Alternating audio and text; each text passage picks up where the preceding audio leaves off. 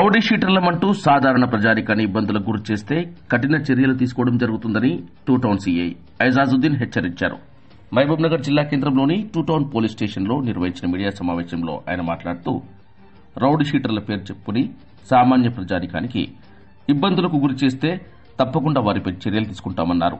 రాబోయే పండుగ రోజులు, వినాయక చవితి, దసరా లాంటి పండుగ రోజుల్లో అవాంఛనీయ ఘటనలకు, సామాన్య ప్రజలకు ఇబ్బందులకు గురి చేస్తే తప్పనిసరిగా కేసులు నమోదు చేస్తామన్నారు. ప్రవర్తించినట్లయితే సాధారణ ప్రజానికానికి ఏమైనా విఘాతం కలిగిస్తే, చట్టాన్ని అతిక్రమిస్తే కఠిన చర్యలు ఉంటాయని చెప్పి హెచ్చరించడం జరిగింది.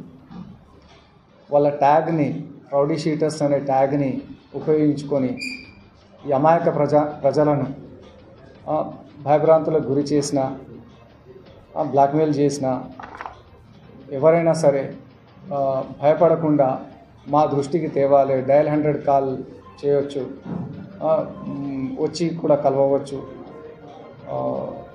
ఇంకా వాళ్ళు సత్ప్రవర్తనతో ఒకవేళ మెలిగినట్లయితే వాళ్ళపై నిఘా ఉంచి రివ్యూ చేసి వాళ్ళ రౌడీ షీట్స్ కూడా క్లోజ్ చేస్తామని చెప్పి ఈ సందర్భంగా వాళ్ళకి తెలియజేయడం జరిగింది.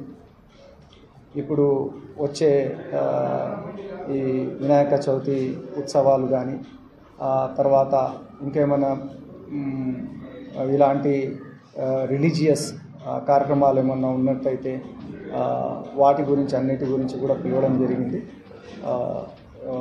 ఇందు మూలంగా వాళ్ళని ఎస్పీ గారి ఆదేశాల మేరకు డిఎస్పీ గారు కౌన్సిలింగ్ చేయడం జరిగింది.